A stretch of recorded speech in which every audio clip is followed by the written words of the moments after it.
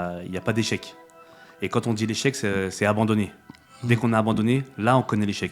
Tant qu'on se relève et qu'on redémarre, on est juste sur une étape de sa vie en réalité. Donc l'échec, oui, on n'aime pas l'échec, mais personne n'aime l'échec. Et même moi, je suis le premier à dire que l'échec, c'est pas possible. Mais l'échec, c'est seulement quand tu dis, ok, j'abandonne. C'est que ma mère, elle voulait que je sois médecin. Mon père, c'est mon idole. Il faisait quoi ton père? Mon père, en fait, il est arrivé du Maroc, il avait 15 ans. Ok. Il savait ni lire ni écrire. Donc on a dit le restaurant, Ah ouais. la boîte de com, Other, la salle de spectacle. Comment tu gères autant de business, mec? Tout le monde me pose cette question à chaque fois.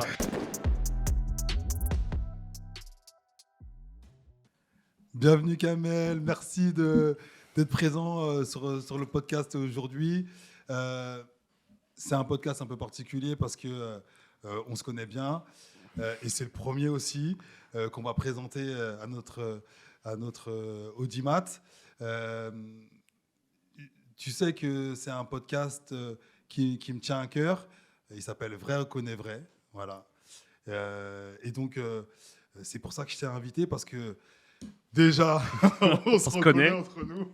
On se reconnaît entre nous parce que c'est un podcast sur l'entrepreneuriat.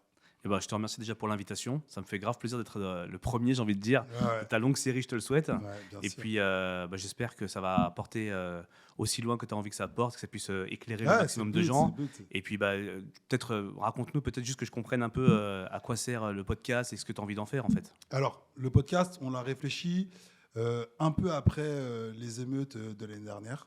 On s'est dit, on a encore une vision de la banlieue, de la jeunesse, de la diversité négative. Avec ce truc de se dire, souvent ce qu'on voit, c'est les sportifs, les artistes et voilà, les gens qui sont, on va dire, un peu politisés, côté social, etc. On voit très peu les entrepreneurs, ceux qui font, ceux qui créent de la richesse, ceux qui font avancer finalement leurs proches et qui aussi, en France et même ailleurs, arrivent à péter le plafond de verre parce que de base, ils partent plus bas que beaucoup.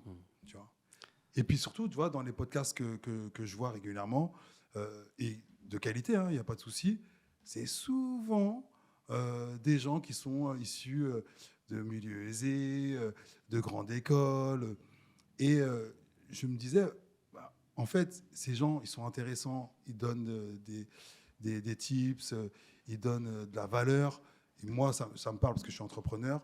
Mais si j'étais peut-être quelqu'un qui aurait voulu me lancer, je me dirais, ouais, mais on ne part pas du même point. Et l'idée, c'est de parler aux gens qui partent du même point que toi et moi, qui partent avec, j'allais dire, entre guillemets, un handicap, soit parce qu'ils sont d'une origine issue de la diversité, soit parce qu'ils viennent de quartiers populaires ou d'un milieu très modeste. Ça peut être quelqu'un qui vient de province où il n'y a pas de réseau, il n'y a pas de copinage, voilà, et tu es là dans ta petite cave à bosser sur ton projet, tu es seul, avec tes 3 potes que tu as eu au lycée. Et c'est pour parler un peu de ces gens-là, de ces entrepreneurs-là, qu'on ne voit pas tant que ça. Ouais, Parce c'est vrai. qu'il n'y a pas de réseau, tu vois. Ouais, j'avoue, c'est intéressant. Et puis même dans les personnages que tu vois souvent dans les podcasts, tu vois aussi des gens qui te disent c'est super facile, viens faire des millions. Ouais. Et du coup, c'est un discours qui est un petit peu, un peu d'illusion, j'ai envie de dire. Ouais, et puis, tu vois, au-delà de ce côté un peu d'illusion, il y a ce truc de... Il y a une marche qu'on ne me dévoile pas. Je ne sais pas, en fait. C'est-à-dire, lui, il est allez, 10 marches au-dessus de moi, mais comment il a fait? C'est ça. Et après, en général, il y en a certains qui essaient de te vendre des formations. C'est ça. Qui essaient de te Bon, vendre là, ce des qui est choses. super, c'est qu'on n'a rien à se On vendre. n'a rien à vendre. On n'a rien à On vendre. n'a rien à vendre. On est là juste pour donner des tips, discuter, voir comment on peut Exactement. aider le maximum de personnes. Exactement. C'est ça qui est génial. Et du coup, je me suis dit, mon premier invité, ça va être toi, parce que au-delà qu'on se connaît, je sais tout le parcours que tu as fait pour arriver où tu en es aujourd'hui.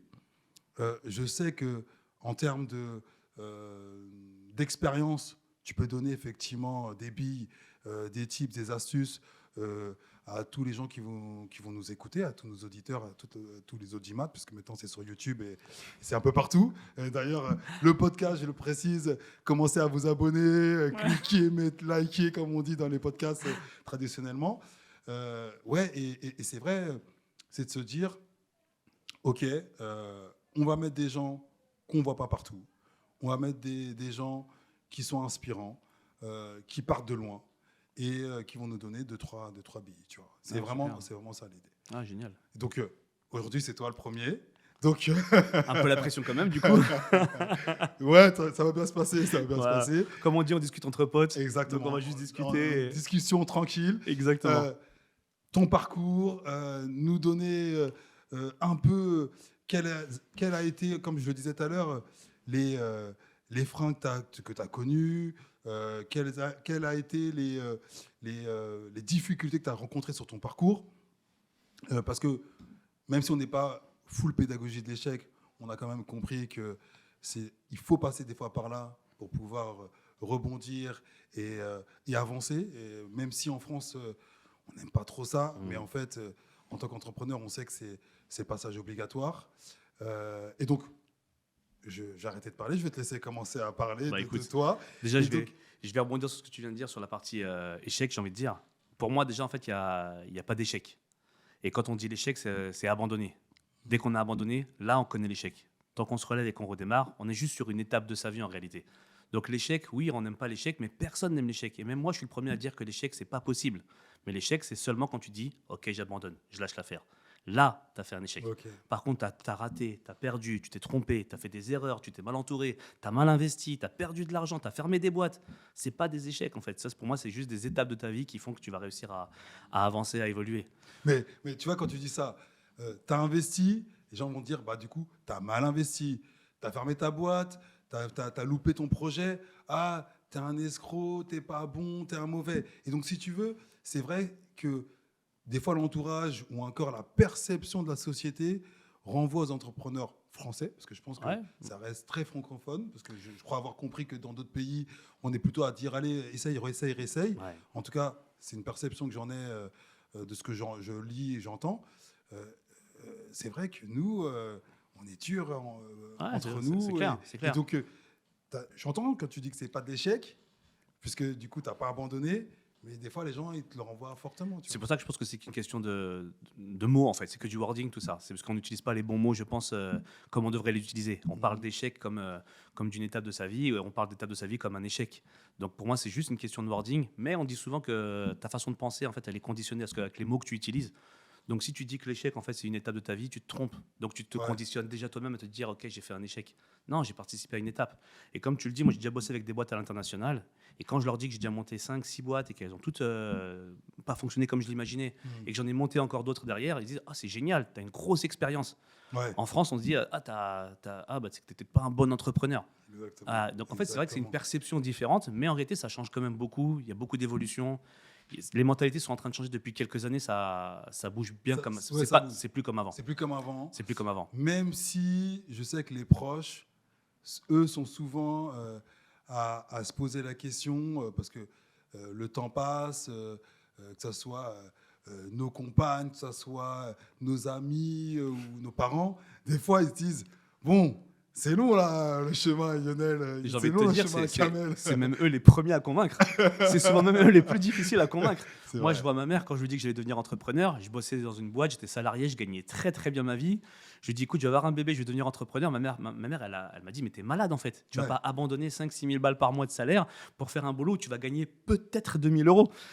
Peut-être 2 000 euros. Et là, je lui dis, mais si, non, c'est ça que je vais faire. Parce que du coup, je vais gérer mon temps, je vais travailler quand j'ai envie de travailler, avec les gens que j'ai envie de travailler, sur les projets que j'ai envie de travailler. Et ça vaut bien une baisse de salaire de 3 000 euros, parce que c'est ma façon de voir les choses.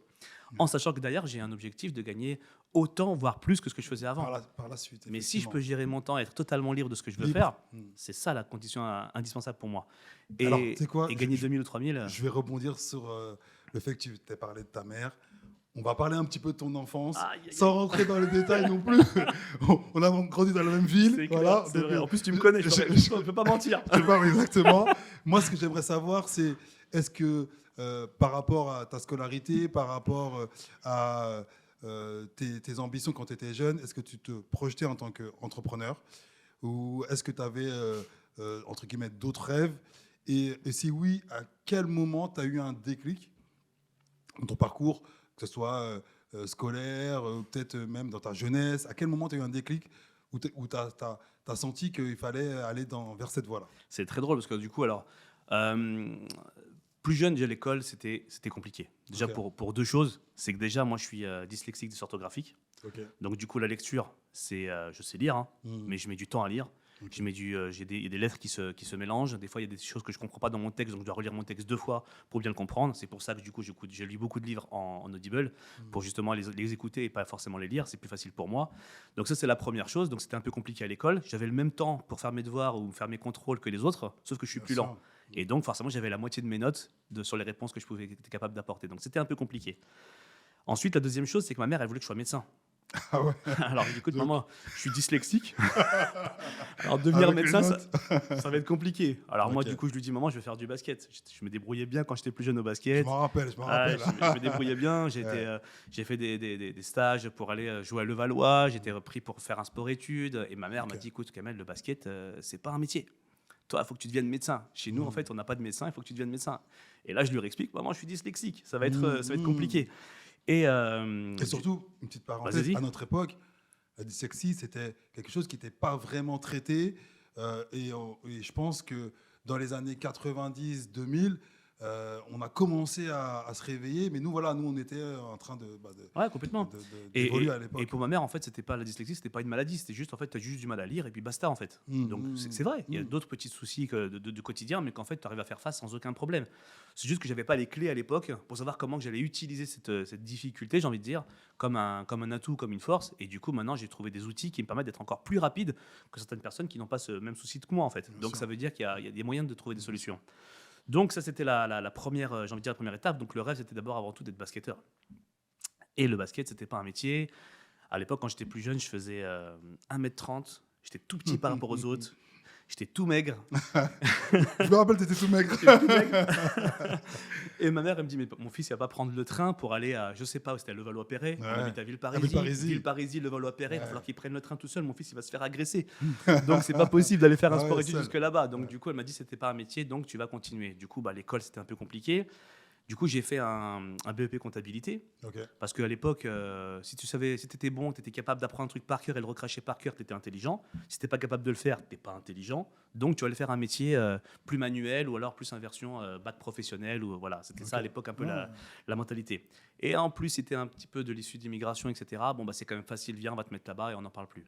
Donc, c'était un petit peu ça, je dirais, l'enfance au niveau de l'école. Deuxième étape, après, c'était la musique. En fait, oui, c'est vrai. On a des petits historiques. On a des petits historiques. La musique. Et du coup, j'ai envie de dire, c'est pas ça qui m'a emmené vers l'entrepreneuriat, mais c'est déjà un petit peu ce qui m'a donné envie de monter des projets, en fait. Ok, du coup, la musique, tu vas vers quel âge? Est-ce que c'est une passion que tu as depuis jeune ou ta famille chante, tu as une voix? Pas du tout. Dans la famille, personne ne chante. Moi, j'ai commencé par faire du rap. Du coup, j'écrivais mes petits textes de rap, etc. Nous, c'était l'époque de IAM, NTM, etc. Donc, du coup, forcément, on aimait bien l'écriture. Donc, du coup, c'était vraiment l'écriture. Et puis après, tu as 3 copains avec qui tu commences à discuter. On commence à monter un petit groupe. On fait l'association de quartier. On fait la fête de la musique. Et là, on se dit, les premières reconnaissances. On commence à nous connaître. Ça devient intéressant. Du coup, on se met à écrire pour d'autres rappeurs. Et puis après, moi, j'ai commencé à vouloir avoir des mélodies. Et en fait, je suis très vite basculé au bout d'1 an ou 2 en fait, entre la musique et je me suis mis à chanter. Tu chantais bien. Je te remercie. C'était une belle époque. Et du coup, tous les groupes de rap de l'époque, en fait, je faisais les refrains, je faisais les chœurs, j'écrivais des textes, etc. Donc, c'était devenu un petit peu le truc. Et comme moi, je voulais enregistrer, je voulais faire du studio, je voulais faire des maquettes pour aller proposer à des radios, proposer à des prods. On n'avait pas toujours le budget pour aller louer des studios. Donc, ce que j'ai fait, c'est que comme je bossais sur le marché, les week-ends, j'avais 14-15 ans, je bossais sur les marchés, je faisais juste l'installation je déchargeais les camions, je rechargeais les camions, et en fait, ils me filaient 50 balles. Et installation des stands. Installation, etc., c'est ça. Ouais. Et du coup, moi, je mettais un peu de sous de côté au fur et à mesure. Je me suis acheté une petite MP3, je me suis acheté une Akai à l'époque pour faire les petits samples, etc. Je me suis acheté un petit clavier, etc. Et j'ai commencé à monter un espèce de micro-studio. Et du coup, je faisais mes petits sons pour moi. Et puis, j'ai des potes qui m'ont dit, tu peux me faire un petit son, un deuxième son. Après, j'ai commencé à leur faire payer le petit son. Donc, on commence... écoute, à rentrer dans le troc, je te fais payer, c'était même pas pour gagner de l'argent. C'était, écoute, c'est quoi, si tu me files 20 balles, moi, avec les 20 balles, la prochaine fois, je pourrais m'acheter un micro ou un câble.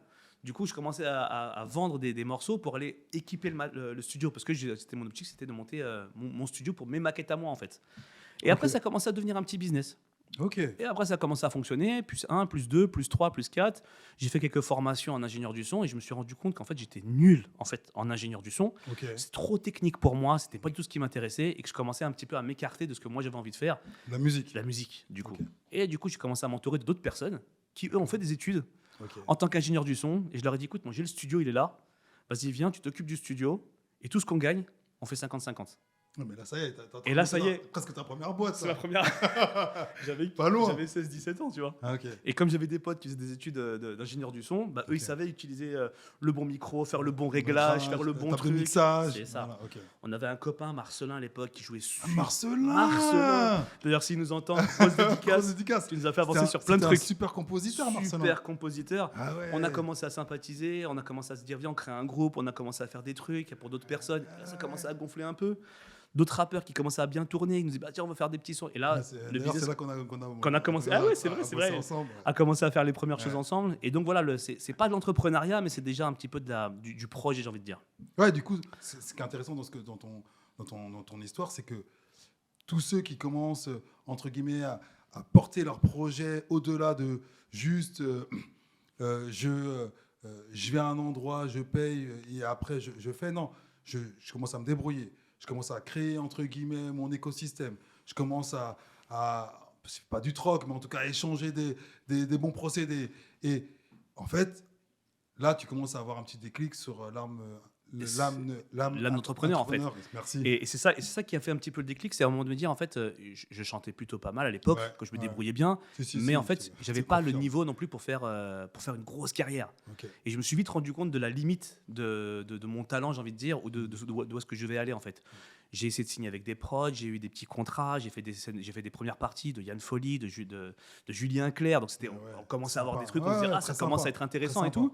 Mais malgré ça, je sentais que ça allait être un petit peu limité. Par contre, comme j'ai fait plein de sons à plein de gens, plein de rappeurs venaient au studio à l'époque, je commençais à connaître plein de gens. Je connaissais plein de monde. Du coup, je me suis dit, tiens, je commence à avoir un petit peu un réseau Ouais. de gens. Et je me suis mis à dire, bah, tiens, je vais organiser des soirées showcase. Ok.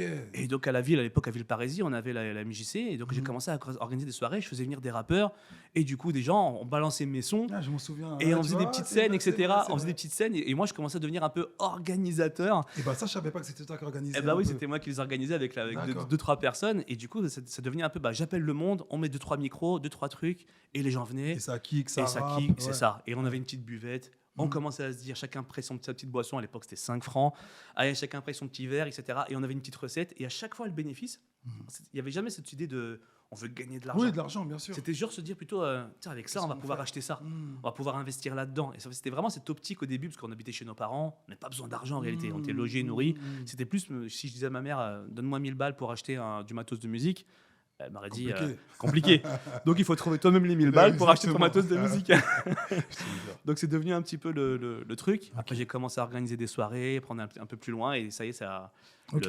l'envie d'entreprendre des projets en fait est arrivée un petit peu naturellement comme ça, on va dire. D'où vient un peu voilà, cette facilité entre... Alors, c'est pas une facilité, mais en tout cas, créer du réseau, parce qu'on va en parler un petit peu, mais tu as été responsable de réseau, je te laisserai nous en parler tout à l'heure.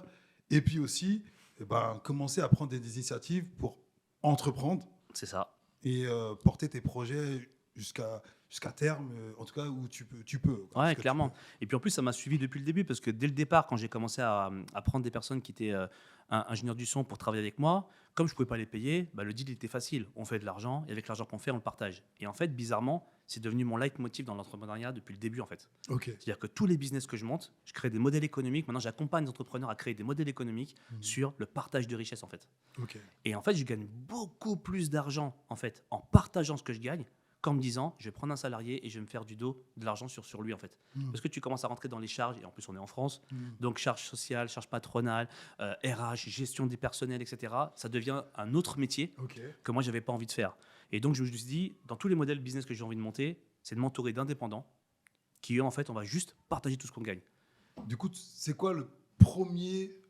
Alors, je dis pas que c'est un faux business studio, mais Vraiment, La première entreprise que j'ai créée à un moment que donné. t'as créé. Ouais. Et ben en fait, moi j'ai fait une formation dans la partie stratégie de communication. Ok, Et donc du coup, bah, je me suis dit, je vais monter une agence de com. ok. Et donc le premier business que j'ai monté, c'est une agence de com. Sauf que j'avais mes compétences en termes de communication, mais en termes d'entrepreneuriat, en fait, j'y connaissais rien. Je me suis lancé en tant qu'entrepreneur parce que mon père il a toujours été entrepreneur. Ok. Et donc du coup, moi, mon père, c'est mon idole. Il faisait quoi ton père? Mon père, en fait, il est arrivé du Maroc, il avait 15 ans. Ok. Il savait ni lire ni écrire. Mhm. Il est rentré dans une boîte de bâtiment. Il Ok. a commencé à travailler dans le bâtiment. Ok. Il s'est entouré de 3-4 potes. Ils ont au bout d'un moment mis pas mal d'argent de côté. Ils ont acheté un immeuble délabré. Ils l'ont retapé entièrement. Ok. Ils l'ont revendu. Ils se sont fait un billet. Il a craqué le game. Il a craqué le game. À l'époque, c'était en 45-50, tu vois. Ok. C'était après-guerre, etc. Et du coup, il a commencé à se racheter des immeubles dans Paris, les retaper. D'accord. Il faisait venir 50 personnes. Tout le monde bossait, etc. Il revendait Donc il était dans le BTP, ouais. dans le BTP. Ok. Et il savait ni lire ni écrire. Et il a monté tout ce qu'il a monté. Du coup, moi, ça m'a mis une espèce de petite pression. Ok. Parce que moi, je suis né en France. J'ai grandi en France. J'ai appris à lire et Ouais. écrire, etc. Et du coup, je peux pas faire moins bien que lui. C'est un peu mon Ouais, c'est modèle. ton Lui, modèle. il est venu, Ok. il savait rien. Il dormait sur des trottoirs. Quand il y avait les chantiers, ils arrivaient le matin. Ils se dormaient devant le chantier. Et le mec, il arrivait le matin, il disait alors aujourd'hui, je te prends toi, toi, toi et toi. Et du coup, il y a des jours, il venait, il travaillait, des jours, il travaillait pas. Ok. Et avec ça, il a réussi à construire tout ce qu'il a construit. Moi, j'arrivais, c'est trop facile. Ah Tout ouais. est trop facile. J'ai un problème, je vais à la chambre de commerce, je rencontre 3-4 personnes, c'est gratuit. Il me Mm. donne des conseils à droite à gauche. Mm. Je vais à un événement business, je rencontre un avocat, je fais sympathiser avec lui, il me donne 3 conseils, c'est gratuit. Du coup, tout est ultra facile. Donc celui qui te dit en France, on ne peut pas entreprendre, Ah, mais on C'est s'en qu'il a rend pas pas essayé. compte. J'entends, Kamel, ce que tu dis, mais on C'est s'en qu'il a- rend pas compte parce que on nous donne cette image que c'est complexe, qu'en France, il y a beaucoup de paperasse, qu'en France, il y a beaucoup, entre guillemets, de barrières. Ouais. Et alors, je te parlais de plafond de verre. Il y en a plein qui se disent, c'est pas pour moi, même s'ils ont des bons concepts, même si c'est des bosseurs, même si c'est des personnes qui mériteraient d'être des super entrepreneurs parce qu'ils ont les skills. Ouais. Et malgré tout, ils y vont pas parce que il y a ce. Et d'ailleurs, c'est pour ça qu'on fait le podcast. Hein. Ouais, C'est parce complètement. que c'est Mais- pour dire qu'à un moment, tu peux y arriver. Mais Même surtout- l'exemple que tu donnes, c'est Exactement, magnifique. c'est ça. Mais surtout pour dire en fait que quand tu expliques l'entrepreneuriat à certaines personnes, quel est l'exemple que tu leur donnes? C'est tu veux devenir le prochain Zuckerberg. Ouais. Mais c'est clair que pour devenir Zuckerberg et faire Facebook, c'est pas simple en fait. Mm. Par où il est passé, comment il a fonctionné, comment il a travaillé, les gens qu'il a rencontrés, les petites erreurs qu'il a fait, l'argent qu'il a investi, tout ce qu'il a monté, même s'il a eu beaucoup de chance sur son parcours, Mm. c'est pas si simple de monter. Et tout le monde ne sera pas un Zuckerberg. Alors que si tu dis à quelqu'un, en fait, monte une boîte, commence par un skateboard, un truc basique, simple, efficace, que tu vas développer, que tu vas améliorer, tu es déjà entrepreneur. Le mec est en train de te dire, moi je vais monter une boutique, monter une épicerie, je vais faire mes courses à Rungis et je vais les revendre sur mon marché, tu es déjà entrepreneur. Tu es Bien déjà sûr. entrepreneur. Et de là, en fait, tu vas développer, agrandir, etc. Donc, ce qu'il faut réussir à dire, pour moi, aux gens qui veulent monter une boîte, c'est juste démarre. Juste démarre un business basique, simple, que tu maîtrises de A à C'est Z, important. et tu vas grandir ensuite, et tu vas le faire développer. J'ai rencontré un petit gamin qui m'a trop fait rire. Je fais des interventions parfois dans les écoles pour parler un peu de l'entrepreneuriat, de ce qui est Ok. possible de faire, etc. Et il y a un gamin qui est intervenu et qui me dit, écoute, moi, je fais du business dans ma cité. J'achète des baskets en Chine et tout ça sur Internet. Il avait 14-15 ans. Hein. Mm. Et je les revends au gars de ma cité. Et je me fais un petit billet à chaque fois dessus. Je dis, Débrouille. Débrouille. Le mec, il me dit, sa famille, c'est compliqué. Trouver de l'argent, c'est compliqué. Même l'argent qu'il gagne, c'est pour payer à manger, pour payer le loyer à la maison. Ils sont 5 ou 6 frères à la sœur. Donc, il le fait pour lui, mais aussi pour toute la famille. Et je lui dis, mais c'est génial. Comment tu as fait pour trouver les fournisseurs? Il m'a dit, je suis allé sur Internet, j'ai trouvé des fournisseurs. Je dis, c'est des Chinois. Je dis, comment tu leur parles? Bah, il m'a dit, je suis allé sur Internet, j'ai tapé mon texte, j'ai fait traduction chinoise, je leur envoie. Et en fait, le mec, il est débrouillard de fou. Ouais. Et quand tu te dis, en fait, ce mec-là, s'il est un tout petit peu accompagné et que tu lui donnes, et que tu dis, écoute, on va te montrer comment tu vas monter une petite structure, comment tu vas continuer à faire exactement ce que tu es en train de faire maintenant, Ouais, ouais. mais à ton échelle. Bah, on va pas te dire, viens, tu vas monter une grosse boîte avec 50 000 euros d'apport, tu vas prendre un commerce, un local. On n'a pas besoin de tout ça, en fait. Mm. Viens, tu montes une petite assos où tu fais tes petits trucs. À la fin, il n'y a pas de bénéfice. Tu commences à gérer, mettre un petit cadre juridique là-dessus pour que ça soit légal. Et après, tu fais grandir. Demain, tu passes auto-entrepreneur. Après, tu passes en SARL. Après, tu passes en SAS. Tu montes une holding, tu développes. Et c'est le chemin, en fait, j'ai envie de C'est le dire. chemin, bien sûr. C'est le chemin. Ouais, Mais au début, mais au début, il faut se lancer. il faut se lancer. Un truc basique, simple, lance-toi. Et puis voilà. Et arrêter d'écouter finalement les vendeurs de rêves et ceux qui parlent des projets qui ont l'air inaccessibles. Effectivement, celui qui te dit, voilà, moi, mon projet, c'est entre guillemets de développer je sais pas moi, une station écoute ce que j'allais dire, une station-service sur la Lune. Par exemple. C'est hors sol, tu dis ok, tu peux pas y arriver. Par contre, commencer par des choses qui sont très simples, des choses qui sont basiques, où entre guillemets tu as déjà les compétences et les savoir-faire, Ouais, clairement. et essayer de les proposer aux autres. Ouais. Et après, c'est les rencontres que tu vas faire, la chance que tu vas avoir, tes premiers clients. Et puis souvent, tu vas partir sur une idée toute simple. Et en fin de compte, tu vas te rendre compte que les besoins de tes clients ou les gens qui sont autour de toi, les gens qui vont te parler de ton projet, ils vont te donner d'autres idées, d'autres tips. Et le chemin, le projet que tu as démarré, au final, c'est peut-être carrément autre chose en fait. Bien sûr. Et c'est génial. Mais par contre, tu n'aurais jamais trouvé cette autre idée si tu n'avais pas commencé par quelque chose en fait. Et donc, toi, quand tu commences par ta boîte de com, tu te dis, ok, Je vais aller vendre du conseil en communication. je vais voir du conseil. C'est faisable parce que de toutes les J'ai façons... mes compétences. Il y a plein d'entrepreneurs qui ont formé. besoin. Ok. J'ai été formé pour ça. C'est ma formation. Je vais aider des boîtes à développer leur com et leur stratégie d'entreprise. Sauf que moi, à l'époque, Ouais, en fait, je ne sais pas le vendre. ok, Moi, je sais faire de la com, mais je ne suis pas commercial. ok. Du coup, aller vendre sa prestation, c'est pas pareil que de la faire. Tu me demandes de te créer un plan de com, easy. Tu me demandes d'aller te vendre l'agence, plus compliqué. D'accord. Donc, du coup, ça, quand tu montes ta boîte, au début, tu le sais pas forcément. Du coup, ma première boîte, première étape, en fait. Au bout d'un an et demi, j'avais mon argent de côté, j'ai cramé mes économies, j'ai trouvé 4-5 clients. On me demandait à faire des cartes de visite, des plaquettes, des flyers. Moi, je fais du conseil. Sauf qu'en France, acheter du conseil, c'est acheter du vent. Donc, du coup, c'était très dur à vendre du conseil. Du coup, qu'est-ce que j'ai commencé à faire? À me dire, tiens, je vais vendre un site internet, mais dans le site internet, je vais intégrer mon conseil. Donc, j'aurai ma partie conseil et la partie site internet qui va avec. Donc, je fais appel à un dev qui va construire, je fais appel à un graphiste qui va faire la DA, et du coup, on va commencer à vendre un projet global au client. Et là, en fait, j'ai commencé à me dire, je me rappelle de mes premiers business dont on va partager le business, viens, en fait, au lieu de monter une agence de com classique, Ok. pour lesquelles je vais avoir des salariés ou alors prendre des prestations chez des freelances que je vais rincer au maximum pour les payer le moins cher possible, pour les revendre à mon client le plus cher possible, comme ce que font les 3/4 des agences. Je me dis, viens, je paye personne. Viens, je paye personne.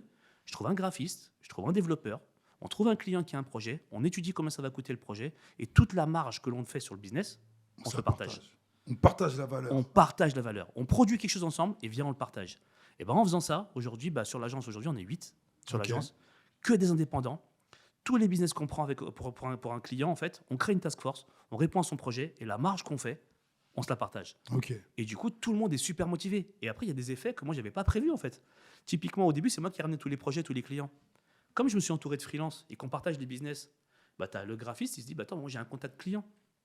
Je le ramène, tiens Kamel, tu peux le rencontrer pour voir si tu peux faire la partie conseil. Je fais la partie conseil, hop, on développe son identité, hop, on se met à développer son logo, hop, on se met à faire des photos, on se met à faire des vidéos pour lui, parce que derrière, en fait, on l'accompagne de A à Z. Et c'est même pas moi qui ai ramené le client, c'est mon graphiste qui lui-même, en fait, était un prestataire, si on veut dire un freelance, qui lui-même se met à ramener des clients parce qu'on partage.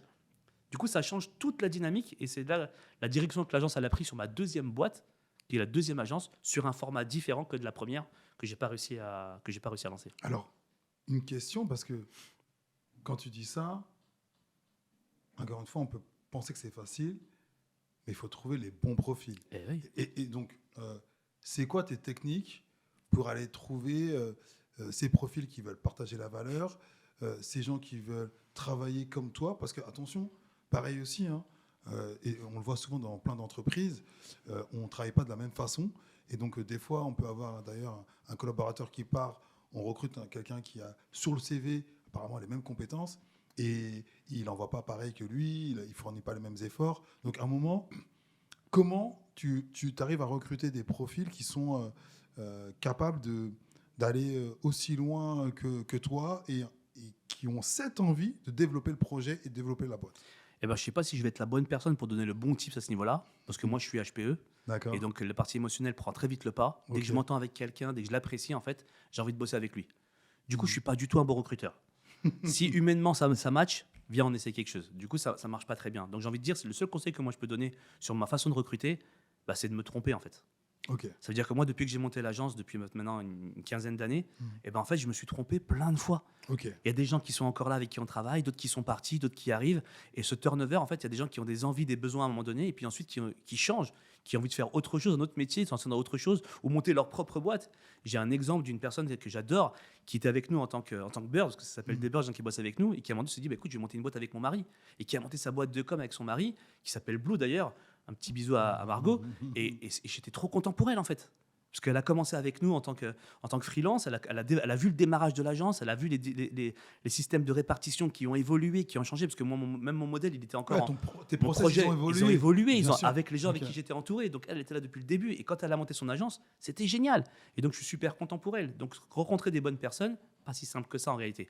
Je prends, je rencontre. Si humainement ça match, on se met à travailler et ça durera le temps que ça durera. Et ce qui compte, c'est le chemin qu'on passe ensemble. Il faut qu'on passe des bons moments, qu'il y ait une super Ah ouais, ambiance, ouais. qu'on passe du bon temps, que les clients ils soient contents. Et ça durera le temps que ça durera. Et en fait, je me suis rendu compte avec le temps que rien n'est éternel. Ok.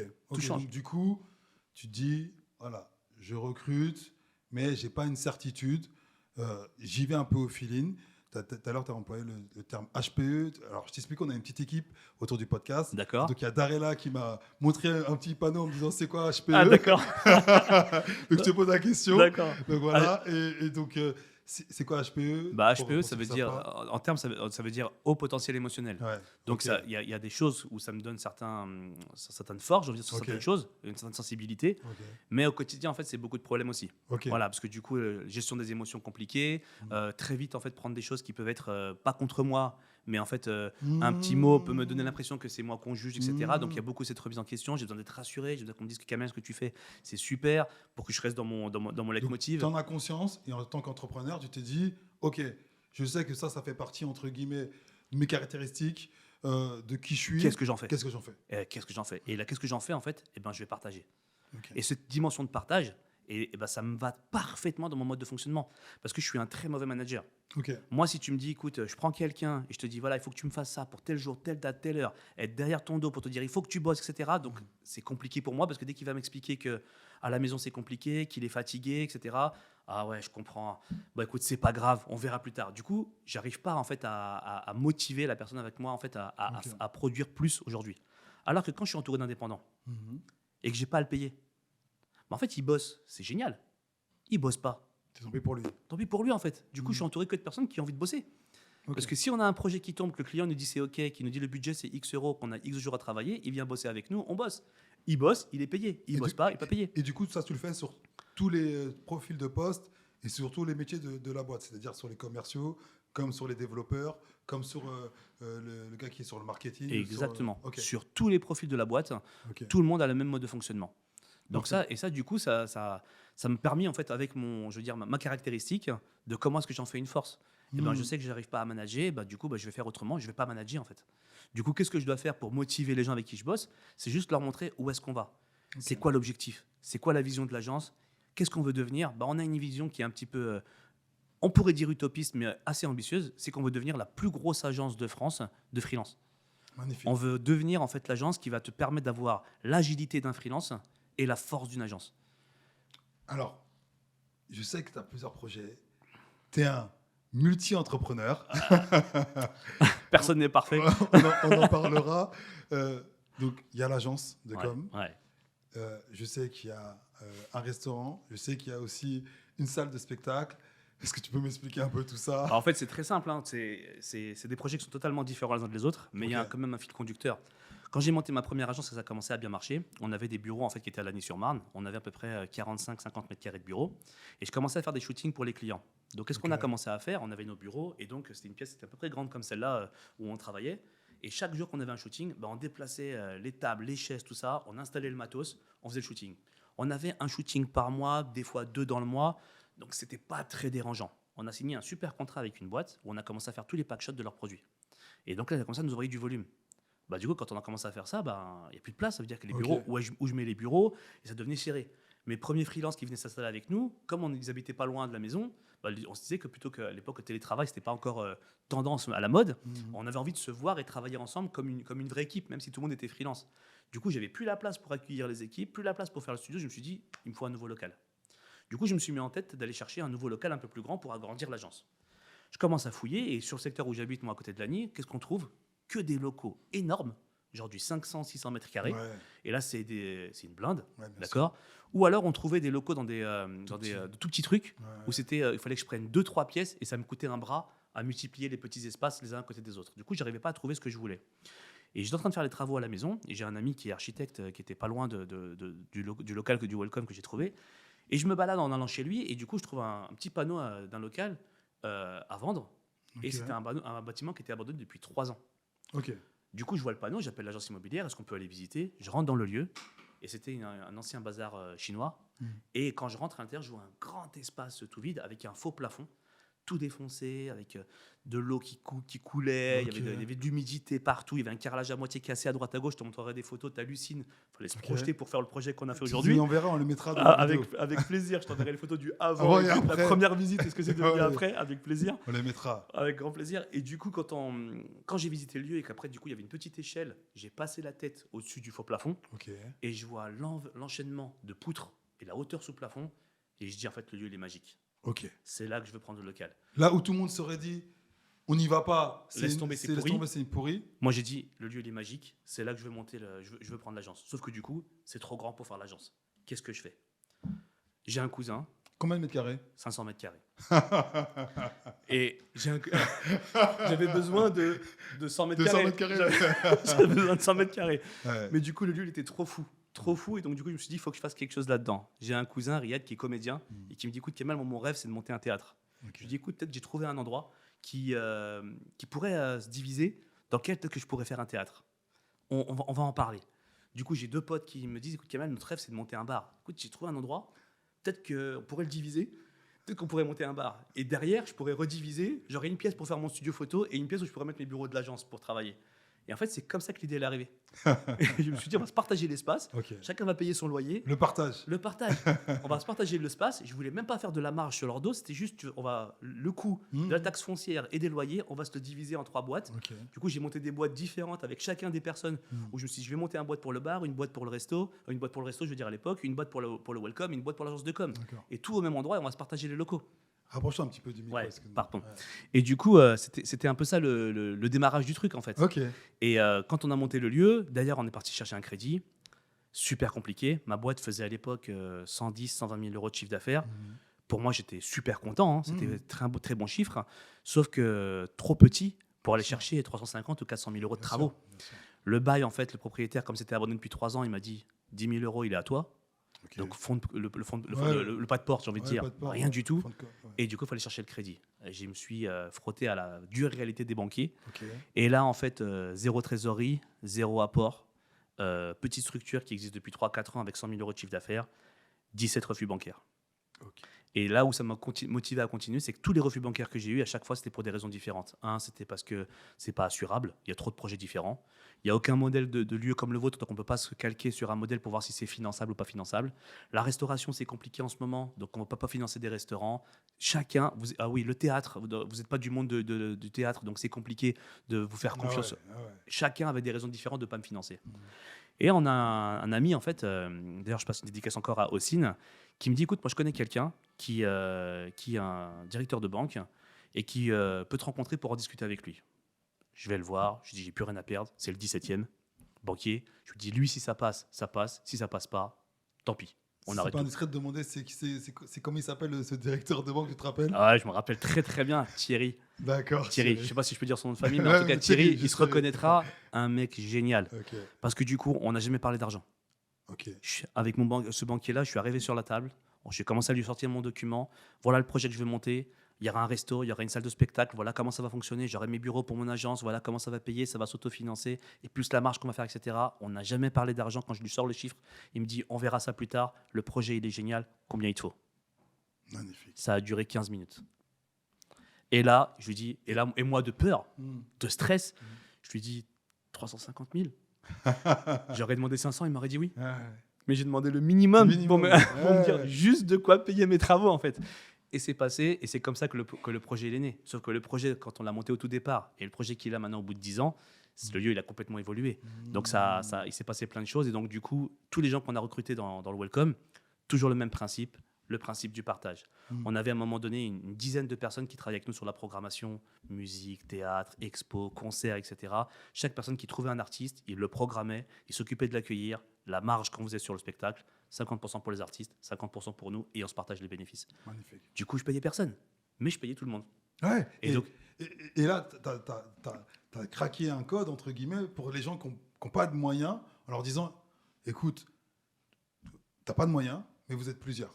C'est ça. Et donc, comment à plusieurs, on peut avoir cette force et cette proposition de valeur qu'on va créer ensemble, tu vois, cette force d'action. Et ensuite, le résultat, on va voir ce qui va, il va en arriver. découler, exactement. Et on va se le partager, les gars. C'est exactement ça. Mais ce qui est fou en plus, c'est que quand t'en parlais un petit peu tout à l'heure sur les gens autour de toi qui te disent il faut pas y aller, c'est pas possible. Moi, j'ai eu des centaines de gens qui m'ont tous expliqué toutes les manières pourquoi il fallait pas le faire en fait. Ok. Il va se passer ça, tu vas pas y arriver, lui va pas travailler, lui ceci, tu n'arriveras pas à financer, les problèmes de ceci. En fait, tout le monde m'expliquait comment ne pas faire le projet. Et moi, en fait, je suis un peu buté. Et je me dis, quand j'ai une idée en tête et que je vois un chemin, bah, j'ai envie d'aller au moins jusqu'au bout du truc. Et t'es allé jusqu'au 17e. Jusqu'au 17e, et là, je me suis dit, le 17e, si je ne l'ai pas, tant pis. Et je l'ai eu, en fait. Du coup, comme quoi, c'est encore une fois une histoire de rencontre.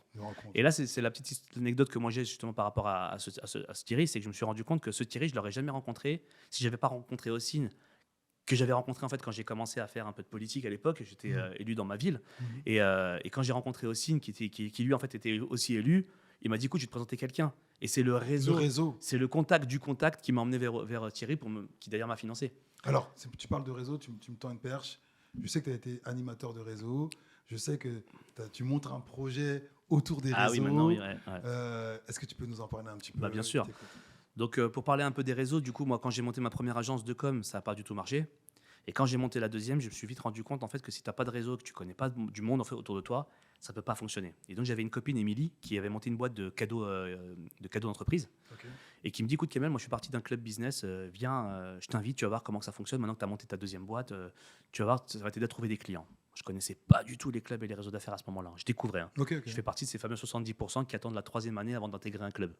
Bah, moi, j'ai découvert moi de la même manière. Je rentre dans le club, je suis invité à la réunion, je vois comment que ça se passe. Chacun se présente, tour de table, chacun dit ce qu'il recherche comme business, etc. Et je comprends tout de suite la force du truc.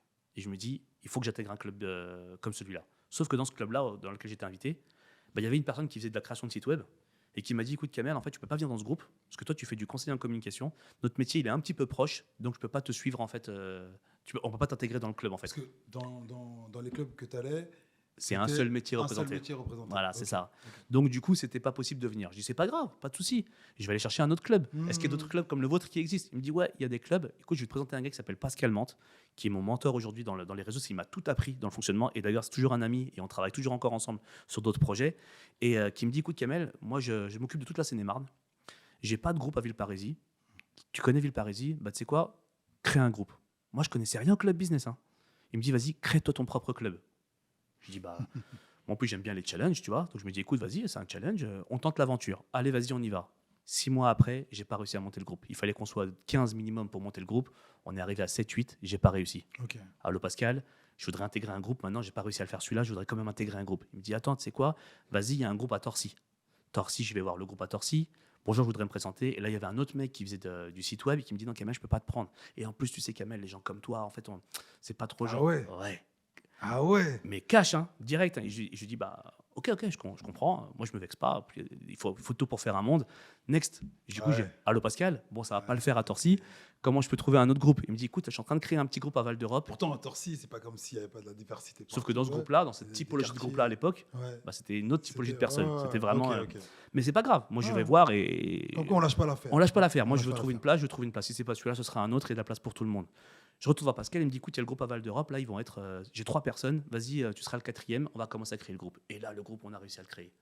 Et la première année, je fais 50 000 € de chiffre d'affaires grâce au groupe. Tout le monde m'envoie des clients. Les membres du groupe, ils me font bosser. Et là, je me dis, ça y est, c'est parti. Au bout de 6 mois, 1 an, Pascal, il me dit, écoute, Kamel, maintenant que tu as compris comment ça fonctionne, tu n'as pas envie de créer un groupe business? Et là, je lui dis, bah ouais, j'ai raté la première fois, j'ai bien aimé l'idée, donc je vais retenter l'aventure. Je recrée mon premier groupe business à Meaux à l'époque. On a mis 1 an et demi à réussir à le créer, mais on a réussi à le créer. Et quand on le crée, boum, je régénère 50 000 € de chiffre d'affaires. Mon premier groupe, il me génère 50 000. Le deuxième, il me génère 50 000. J'arrive à mes fameux 110, 115 000 € de chiffre d'affaires. Et ça, juste au réseau. Juste le réseau. Zéro prospection, zéro démarchage, zéro publicité. Juste, je rencontre des gens, j'explique ce que je fais, je vois comment je peux les aider, on échange, il me fait bosser, c'est parti. Et je les fais bosser sur d'autres sujets, bien sûr. Et tu bosses bien aussi. Jusque-là, tout va bien. Donc, on essaie de se faire de la qualité et c'est aussi pour ça que les gens essaient de faire appel à l'agence. La qualité n'est pas discutable. C'est quoi le nom de l'agence? C'est Bird and Human. Ok. Donc toujours le côté humain et Bird parce que c'est le seul animal en fait qui est capable de prendre de la hauteur et de voir l'horizon. Et donc on essaie d'aider nos clients à prendre de la hauteur sur leur stratégie de com et leur stratégie d'entreprise. Pas mal, Voilà, c'est un sympa. peu Ok. l'idée. Bien joué, bien joué. Du coup, Pascal me dit ça se passe super bien, on a créé le premier groupe et là il me dit écoute Kamel, est-ce que tu as envie de devenir directeur de zone et je t'occupe de recruter d'autres directeurs comme toi qui vont à leur tour créer des groupes. Je dis génial, si moi à chaque fois que je crée un nouveau groupe, je refais 50 000 euros de chiffre d'affaires, dans ma tête je vais créer 10 groupes en fait. et c'est parti. Et c'est ce qu'on a fait. Et c'est ce qu'on a fait. Joué, On a bien créé joué. 14 groupes sur la Seine-et-Marne. Et dans tous les coins, même des coins où personne pensait qu'on arriverait à créer des groupes. La Seine-et-Marne, en plus, c'est un pays. C'est hein. un pays quand même, c'est compliqué C'est la tellement Seine-et-Marne. grand. Et on a réussi à créer Ah ouais. 14 groupes. On était 500 membres sur le département. Donc on a tout créé de A à Z avec Pascal à l'époque. Et ça a super bien marché. Donc là, du coup, mon réseau, il a commencé à exploser. Et c'est là que j'ai commencé à investir sur d'autres projets, monter le resto, agrandir le welcome. Ok. Comme j'avais de la trésorerie qui rentrait, après tu commences à te dire je vais investir. Je me paye moi, je gagne bien ma vie, j'arrive à voyager et du coup je vais commencer à faire grandir les projets qu'on a commencé à démarrer. D'accord. Et c'est comme ça que du coup on a continué, mais toujours avec le leitmotiv, on va continuer à partager. Du coup, à notre audimat, à nos auditeurs, tu conseilles vraiment d'aller dans les réseaux Mais, ouais, tellement. et d'essayer de créer du lien avec Mais les tellement. entrepreneurs. D'ailleurs, tu me tendais la perche par rapport à mon dernier bébé, la dernière boîte que je viens de monter, qui pour moi, je pense, mon dernier gros projet, parce Ok. que j'ai tellement une vision importante sur ce projet-là et une ambition sur ce projet-là, que je pense que j'aurais pas assez d'une vie pour le terminer, honnêtement. Donc, je pense que c'est mon dernier gros projet sur lequel je vais partir. Et là, clairement, en fait, c'est qu'il y a pas mal de gens qui pensent que le réseau, c'est fait pour d'autres personnes. Ou que le réseau, en fait, c'est juste pour une catégorie d'entrepreneurs. Ok. En fait, ton voisin qui est entrepreneur, qui connaît une personne qui est entrepreneur, c'est déjà un réseau. Sauf que comment je l'utilise, ce réseau? Comment je fais pour le fonctionner, en fait, pour le faire fonctionner? Du coup, tout le monde n'a pas les tips. Du coup, on a créé le concept Other justement pour aider tous les entrepreneurs à se dire demain, je dois intégrer un club d'affaires. Et intégrer un club d'affaires, qu'est-ce que j'en fais derrière? Je rencontre des gens, comment je crée une relation avec ces personnes-là, comment je transforme un contact froid en contact chaud. Il y a des personnes, en fait, qui savent le faire très naturellement. Ils vont t'appeler, on va aller boire un verre, on va discuter, ils ont de la chat, ils ont un bagou, et ils arrivent à créer cette relation très facilement. Ça, c'est 5-10% des entrepreneurs. Les autres, ils sont plutôt humbles, timides, ils veulent pas trop t'embêter, donc ils n'ont pas tous ces codes en fait pour aller développer ce relationnel, ce réseau-là. Et ben en fait, C'est vrai qu'il y a certains réseaux d'affaires quand tu y arrives. Quand tu arrives, quand tu rentres dans des after work ou des soirées, si tu n'es pas à l'aise à aller échanger, Ils viennent pas vers toi. Voilà, les gens ne viennent pas vers toi. Tu dis il fallait networker, tu n'es pas à l'aise. Et encore plus, et sans faire de stigmatisation, mais si tu es issu de l'immigration, tu es issu de la diversité, et tu vas arriver, tu vas voir que des hommes blancs, tu es le seul black, tu es le seul rebeu. Bah, c'est pas simple. C'est pas simple. Mais ça, il y a 15 ans, c'était vrai parce que du coup, il n'y avait pas beaucoup de clubs business. Ouais. Il y a 15 ans, il y avait 2-3 gros clubs business que tout le monde connaît. Et en fait, c'était un petit peu un entre-soi déjà à l'époque. Mais maintenant, aujourd'hui, en fait, il y a plein de clubs business qui existent, de tous les styles, spécifiques, dans tous les départements, avec tout type de boîtes. Il y en a qui veulent juste boire des verres ensemble, d'autres qui sont les habitants de tel secteur qui se réunissent, la sauce de je sais pas quoi qui se réunit. En fait, il y en a plein dans tous les sens. Donc, en fait, il y a plein de possibilités. Avant, c'était vu comme une secte. Tu rentres dans un club business, tu fais partie de la secte Y. Maintenant, c'est devenu indispensable d'intégrer un club d'affaires ou de se développer un réseau. Du coup, tout le concept Other qu'on veut travailler, c'est de se dire, voilà, maintenant, comment est-ce que je fais? La boîte s'appelle Other, donc O-T-H-R. Et du coup, l'idée, c'est comment est-ce que je fais pour aider un entrepreneur à développer un réseau et rencontrer des personnes. Et donc, il y a tout un tas de choses qu'on a développées dans le concept, comme en fait, par exemple, on est en train de créer un réseau social, un peu à la LinkedIn, j'ai envie de dire, à la seule différence près qu'on ne peut pas se connecter digitalement seulement. On peut se retrouver digitalement dans l'application, mais pour se connecter dans l'application l'un à l'autre, il faut qu'on se rencontre physiquement. Et donc, du coup, chaque utilisateur, il a une carte avec une puce. C'est la rencontre qui est importante. C'est la rencontre. Chaque bien sûr. utilisateur, il a une carte avec une puce NFC. On se rencontre physiquement, on discute, on travaille. Et si on a envie de travailler l'un avec l'autre, je prends ma carte, je la connecte à ton téléphone et gling, on est connecté dans l'application. Mais ça veut dire que sur LinkedIn, moi aujourd'hui, j'ai à peu près 12-13 000 contacts sur LinkedIn. Je dois en connaître une centaine, peut-être 200, grand max. C'est déjà beaucoup. Et c'est déjà beaucoup. C'est déjà beaucoup. Parce que... Sur Other, ce ne sera pas le cas. Sur Other, en fait, tu vas avoir 50, 60 contacts, mais des gens que tu as rencontrés, avec qui tu as tenté de créer une relation business sur lesquels on va s'échanger des contacts clients. Du coup, quand tu vas dans des événements business, C'est beaucoup plus qualifié, du coup. c'est beaucoup plus qualifié. Et surtout, les gens. tu ne vas pas chercher la même chose. Il y a pas mal de gens qui font l'erreur quand ils vont faire du networking. Ils se disent, moi, je vais chercher des clients. Je vais aller networker, je vais aller dans des événements business pour aller chercher du client. Mais tu poses la question aux gens qui sont à l'événement business. Tu poses la question à tout le monde. Qui est-ce qui est venu, en fait, pour vendre quelque chose? Ouais. Tu as tout le monde qui lève la main, Ouais, bien sûr. bien sûr. Et quand tu poses la question maintenant, qui est-ce qui est venu pour acheter quelque chose? T'as personne qui lève la main. D'accord? Tout le monde est venu vendre, mais Tout le monde est personne venu n'achète. vendre, mais personne n'est venu acheter. Mais simplement parce que c'est pas l'endroit pour faire de la vente, en fait. C'est l'endroit pour aller rencontrer des personnes et se dire, OK, Lionel, c'est quoi ton activité? C'est quoi ton business? C'est qui tes clients? C'est ça tes clients? Voilà, mon business à moi, c'est ça. Mes clients à moi, c'est ça. Moi, peut-être que je peux te présenter à mon client Y. Et toi, tu peux présenter à ton client X. Pour ça, en fait, il faut qu'on crée une relation de confiance. Et c'est ça, développer le réseau, en fait. Et je suis pas là pour te vendre mon agence de com. Si tu as besoin de moi et que tu veux utiliser mes services, bah, c'est la cerise sur le gâteau. OK, je peux travailler pour toi sans aucun problème. Mais ce qui m'intéresse dans le réseau, c'est qui tes clients et avec qui tu bosses. Et ça, il y a une éducation un petit peu à faire, j'ai envie de dire, au niveau du networking. De networking pour tous les entrepreneurs.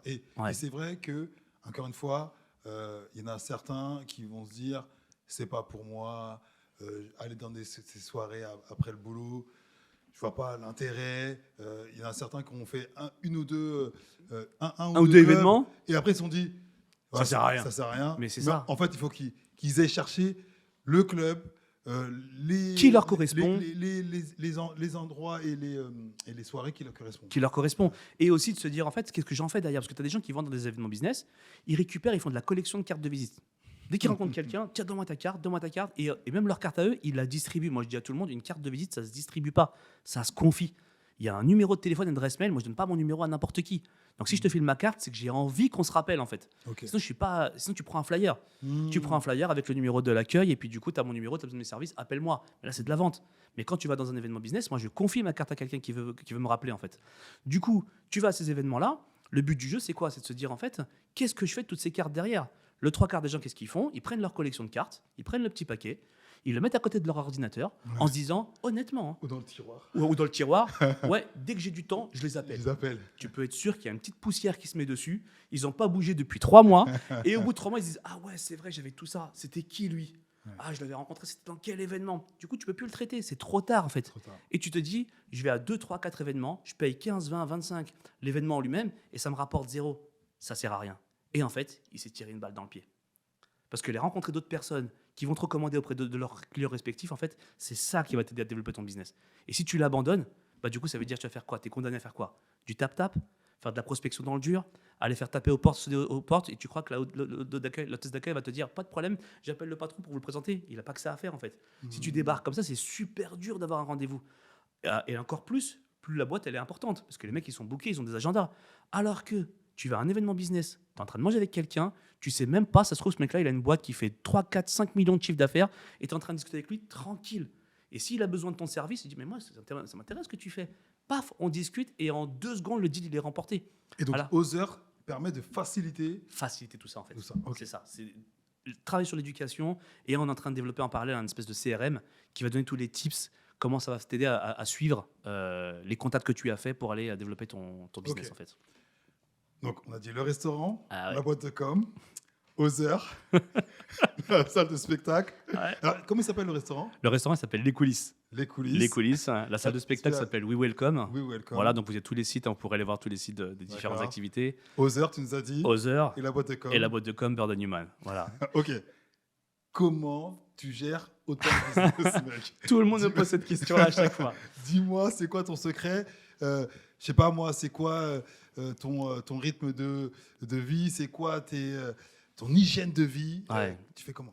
Eh ben déjà, la première chose, c'est que je l'ai compris avec le tard, avec le recul. Hein, parce que j'ai fait la même erreur que tout le monde, j'étais sur tous les fronts.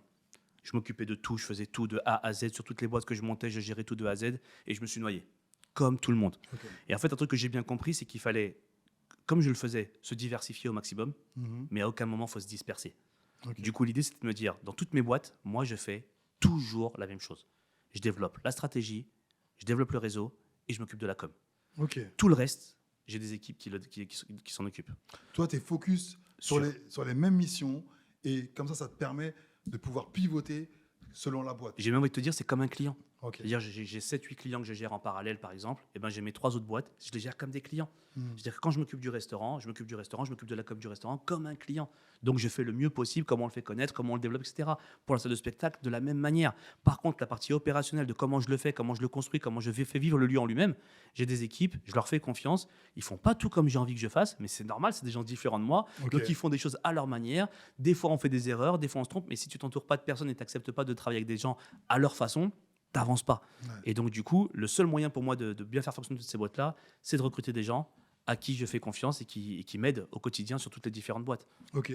Sur la question de la confiance, sur la question d'hygiène de vie, parce que malgré tout, tu as quand même 4 boîtes et tu as 2 bras.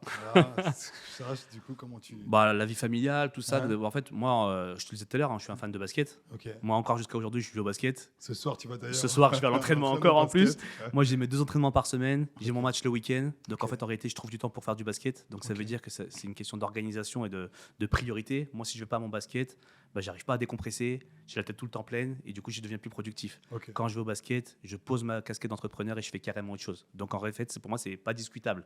Donc, en fait, je me suis organisé pour pouvoir commencer tôt le matin pour travailler et je finis pas trop tard le soir. Et après, c'est à moi de faire ce qu'il faut dans ma journée pour tout produire. Une petite question. Est-ce que, en termes d'organisation, tu es plutôt sur les 4 boîtes à travailler sur chacune d'entre elles tous les jours, ou est-ce que dans ta semaine, tu as des jours ou des demi-journées consacrées à chacune d'entre Eh elles? ben, c'est un petit mix des deux. On va dire que j'ai des jours fixes en fait, dans ma semaine où j'ai des réunions avec certaines personnes clés de mes différentes équipes. Où là, on va travailler sur les missions de la semaine ou sur les objectifs pour voir où est-ce qu'on en est au fur et à mesure. Donc là, j'ai des journées fixes de rendez-vous. Et le reste du temps, en fait, c'est en fonction des besoins. Si le resto il a une problématique sur un moment donné sur quelque chose qui est urgent, en fait, bah, je cale dans mon agenda un rendez-vous avec lui pour qu'on puisse traiter le sujet parce que c'est urgent. Bien sûr. Voilà. Bien sûr. Et pareil pour la salle de spectacle, et pareil pour Other, et pareil pour l'agence de com. Mais sinon, j'ai des rendez-vous clés fixes toutes les semaines avec chacune des personnes pour savoir où est-ce qu'on en est, comment ça avance et là où ça coince. Moi, je suis devenu un peu la personne qui est là pour les aider et mettre un petit peu d'huile dans le rouage. Facilitateur. Voilà, ça grippe un petit peu là, ça fonctionne pas. Ok, bah là, on peut trouver cette solution-là. Je trouve une solution, je vais chercher et puis hop, ça repart et ça redémarre. C'est un peu ça mon rôle aujourd'hui en fait. Et combien, donc, du coup, c'est pas des salariés, c'est des associés, Associé indépendant, indépendants, c'est ça. collaborateurs. Dans le resto encore, on a des salariés. Ok. On a 3 salariés dans le restaurant aujourd'hui, mais je suis en train de développer une idée en fait où je vais trouver le moyen de ne plus avoir de salariés dans le restaurant Ok. et d'avoir des free. J'ai trouvé un concept autour de la programmation culinaire. Je fais de la programmation de spectacle, j'ai envie de travailler sur de la programmation d'artistes culinaires et donc ça me permettrait d'avoir un autre type de restaurant avec une autre mode de fonctionnement. Je suis en train de réfléchir à ce Magnifique. type de projet-là. Donc, qu'avec soit des partenaires ou soit des associés. Exactement. Ok. Voilà, c'est donc Ok, ça. ok. Et donc du coup Vous êtes combien au total on est sur combien les- en fait les sur quatre, sur le restaurant on est 6 sur Bird Newman ils sont 5 sur Bird Newman on est 8 pardon sur le Welcome ils sont 5 et sur Other on est 13. Ok, Voilà. ok, lourd. Donc j'ai jamais fait le calcul total mais je laisserai tout le monde faire le Les additions. Ok, lourd, lourd. Voilà. En termes de projets à côté, est-ce que tu es plutôt, en termes d'investissement, crypto-monnaie, immobilier, comment ce que tu arrives à générer, tu t'investis ou encore tu investis dans des boîtes ou dans des nouveaux projets? T'es quel team, toi? Eh ben en fait, moi, je suis pas du tout la team digitale. Je sais que c'est pas Ok. bien. Je pense qu'il faut que je m'y mette, etc. Mais moi, D'accord. tout ce qui va être crypto-monnaie, tout ça, etc., c'est pas palpable. Ok. J'ai envie de dire, moi, je suis encore peut-être un peu à l'ancienne. Moi, j'ai besoin de monter un business concret D'accord. où je rencontre les gens, on fait un échange direct. Tout ce qui va être un petit peu abstrait, c'est un peu difficile à appréhender pour moi. Donc, du coup, je suis pas du tout dans ces investissements-là. De l'immobilier, pour acheter les murs de mes locaux, par exemple, sur lesquels je suis en train de travailler en ce moment. Des choses comme ça, mais pas trop d'investissement. Voilà. Ok, et est-ce que du coup, tu as des projets, entre guillemets, d'investir dans d'autres sociétés ou encore donner du conseil ou encore d'aller dans... Alors je crois que tu vas dire dans des écoles si je dis pas Ouais, de je fais bêtises. déjà des interventions des écoles, Euh, ça j'adore ça en fait. Est-ce Je suis que pas voilà, payé, ça, je suis pas payé pour ça. Ok. Ça, c'est un plaisir en fait. c'est un plaisir. Moi, je fais partie d'une association qui s'appelle 100 000 entrepreneurs. Ok, Et en fait, ils interviennent dans les collèges, les lycées, etc. Ils te filent des créneaux. Et en fait, tu prends les créneaux. Ils te disent voilà, on a besoin d'entrepreneurs dans tel domaine pour venir parler à X élèves de telle classe ou telle classe. d'accord. Et moi, j'y vais en fait dès que j'ai du temps. J'adore ça parce que les questions elles sont géniales en fait avec les gamins. Donc du coup ils C'est me une super challenge. initiative Ouais, de permettre à des jeunes de rencontrer des entrepreneurs et pas être que dans j'apprends mon cours d'histoire, mes cours de maths, mais du coup je découvre aussi le monde réel, quoi. exactement. Et ça vient en plus m'aider en fait dans ma mission personnelle parce que tu sais, tu peux créer des business, mais moi je dis toujours que chaque entrepreneur en fait il a une mission personnelle. Et moi ma mission personnelle c'est que j'aimerais que demain tout le monde soit indépendant en fait et Ok. qu'on casse le modèle qui existe aujourd'hui du salariat qui pour moi en fait est le mot de pas mal de problèmes en termes de management, en termes de hiérarchie, en termes d'indépendance de chaque personne. Et du coup, je pense qu'il y a des entrepreneurs qui ont besoin d'avoir le contrôle de la vie de quelqu'un pour être rassurés que leur business va tourner. Et je pense que tout ça, ça crée d'autres problèmes, d'autres maux. Ça, c'est ma vision personnelle, ce n'est pas une vérité, c'est ma vision personnelle. Et je pense que tous les métiers peuvent être demain en fait indépendants et dans un mode de partage. Du coup, Ok. quand je vais dans des écoles pour intervenir, ça me permet moi en fait dans ma mission personnelle de passer un Transmettre message, des valeurs. de transmettre des valeurs et un message surtout qui est de tout le monde va à l'école pour apprendre quelque chose et apprendre un métier, pour rentrer dans une boîte, pour faire son métier. Bah, peut-être que tu peux aussi aller à l'école pour apprendre à apprendre et devenir indépendant toi-même en fait. Ok. Et que tout le monde peut se dire en fait, c'est pas une optique obligatoire de d'avoir un métier et d'entrer dans une boîte. Je peux très bien apprendre des choses qui vont pas me servir dans mon métier de demain, mais qui vont me servir en fait à développer des compétences, d'apprendre à apprendre, ce que je dis toujours, aller chercher des nouvelles informations pour me dire, je vais monter ma boîte dans n'importe quel domaine, parce Ok. que je l'aime ou parce que j'ai envie de le faire. Et donc c'est ce message-là que j'ai envie de donner aux gamins, aux collégiens, c'est de leur dire demain, allez dans des filières que vous aimez. On s'en fout de ça va rapporter de Exactement. l'argent, ou ça peut devenir un métier intéressant, ou il y a des débouchés là-dedans. Ça se trouve, le nombre de personnes que je connais qui ont fait des études de finance et qui demain ont monté une ferme avec des chèvres et des moutons, ça arrive tous les jours en fait. Des gens qui se sont dit en fait je vais monter une grosse boîte dans la bourse et qui demain en fait se sont mis à devenir hypnothérapeute. En fait c'est tous les jours Tous des les jours, histoires ouais. comme ça. Ouais. Et donc du coup c'est ce genre de choses de la vie. Il n'y a, fait que- y a pas juste une seule destinée, C'est ça. un déterminisme. C'est Toi, ça. tu peux pas être ça, tu peux pas faire ça. C'est ça. Ok. Il n'y a pas un seul chemin. Ok. Encore une fois, c'est pas une vérité, c'est ce que moi je pense en fait. Et du coup, je veux faire diffuser ce message-là pour leur dire qu'il y a d'autres chemins qui existent. Et le bon chemin, en fait, c'est le tien. Et c'est parce que c'est le tien et que tu l'as choisi, en fait, c'est que c'est forcément le bon chemin. Voilà. Ok. Vas-y à fond, quoi. Kamel, merci Merci à beaucoup toi. pour toute la valeur que tu nous as donnée, tous les conseils, les tips, les astuces. Alors, on termine le podcast. J'aimerais savoir, est-ce que tu as un livre ou peut-être un morceau de musique à nous conseiller, peut-être un film pour ceux qui nous regardent et qui nous écoutent, qui t'a motivé, qui t'a boosté lors de ton parcours Ouais, entrepreneurial. carrément. Eh ben, j'ai envie de dire les trois. Ok, vas-y. J'ai envie de dire les trois. Le premier, je vais te parler d'un bouquin que moi j'adore, en fait, c'est les 4 accords Toltec. Ok. Et du coup, ça, moi, je m'en Je sers tous les jours. Donc, je ne vais pas rentrer dans l'explication, mais en tout cas, c'est 4 choses en fait dans la vie qui te permettent de prendre des décisions et de pouvoir mener ta vie en fait de la plus sereinement possible. Quand tu Répète le commences. nom du livre. Les 4 accords Toltec. Ok, Donc ça, ok. je le conseille à tout le monde. Pas que pour le business, même Ouais. pour la vie perso. En fait, pour moi, ça marche bien dans les deux sens parce que pour moi, vie perso, vie pro, c'est ma seule vie en fait. Ouais, c'est ma vie à moi. c'est- Donc c'est du coup, proche. c'est un peu mélangé. Et un morceau de musique en fait que moi que j'adore en fait, c'est un morceau de j'ai dit une bêtise. Ah, j'oublie son nom comme par hasard. Un rappeur, un chanteur, C'est un chanteur. Ah, français, c'est américain. un français. C'est ça va se couper au montage de toute façon tout ça, mais j'ai oublié avec ses cheveux longs. c'est pas Bref, grave, ok. on passera pour la musique. J'ai Voilà. oublié son nom. Tu nous diras par la suite et on le mettra. On le rajoutera en on le petit. rajoutera. Le morceau qu'il avait oublié, c'était C'était celui-là. Donc voilà pour ça. Et puis le film que moi j'adore, en fait, c'est Le Fondateur. Ok, Ce film sur McDo. Magnifique. Parce qu'en fait, Ouais, le mec, il a d'accord. monté un business, c'est même pas lui qui l'a monté.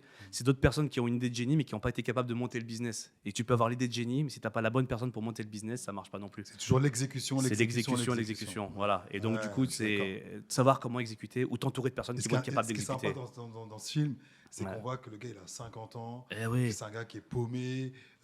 Il vient d'un milieu modeste, populaire. Il a franchi plein d'étapes où il a des choses qu'il a Ouais. réussi et pas réussi. Et malgré ça, 50 balais, il a monté la plus grosse empire de la chaîne de restauration. Exactement. Et ça, du monde. il y a 50 ans. Ouais, c'est fou. C'est comme C'est quoi, c'est jamais trop tard. Jamais trop Tout est tard. possible. Tout est Voilà, possible. tout est possible. Ok, magnifique. Merci beaucoup. Merci à toi. C'est quoi Je laisse ce petit message du coup aux gens qui nous regardent et qui nous écoutent de s'abonner. Si vous voulez du contenu avec des gens de qualité comme Kamel, abonnez-vous, laissez des commentaires, likez sur toutes les plateformes. Encore mille merci. Merci Kamel. à toi, tu rigoles, c'était un plaisir. Tu sais quoi, saison 2, tu seras aussi parmi nous. Avec parce que plaisir, toi, je reviens quand tu veux. C'est classique, donc tu peux, Je reviens quand tu veux. Merci beaucoup. Merci à toi, c'était un plaisir. Merci. Au revoir. Salut. Let's go.